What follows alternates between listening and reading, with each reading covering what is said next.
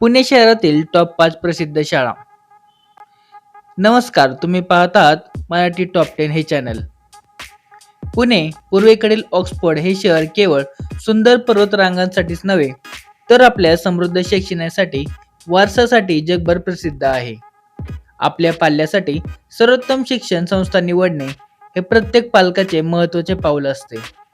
आज आम्ही तुमच्यासाठी पुण्यातील अशा टॉप प्रसिद्ध आणि प्रतिष्ठित शाळांची यादी घेऊन आलो आहोत, ज्यांनी अनेक पिढ्यांसाठी शिक्षणाचा उच्च दर्जा जपला आहे.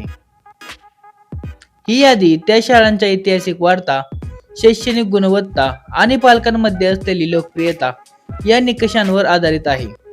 चला तर मग थेट या यादीला सुरुवात करूया.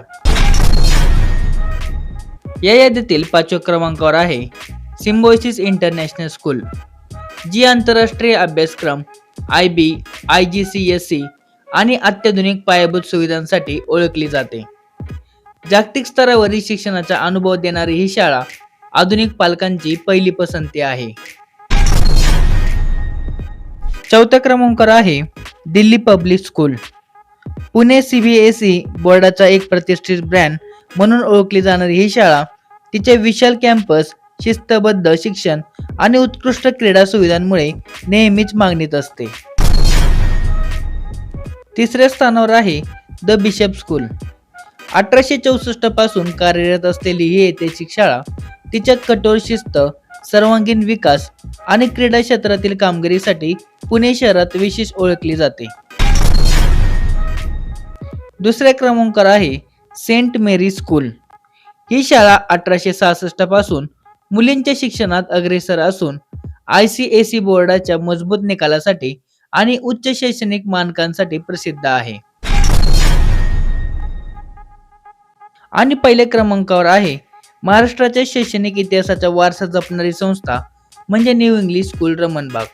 ही केवळ शाळा नसून लोकमान्य टिळक, आगरकर यांसारख्या थोर व्यक्तिमत्वांनी स्थापन केलेले संस्कारक्षम आणि मूल्याधिष्ठित शिक्षणाचे दीपस्तंभ आहे.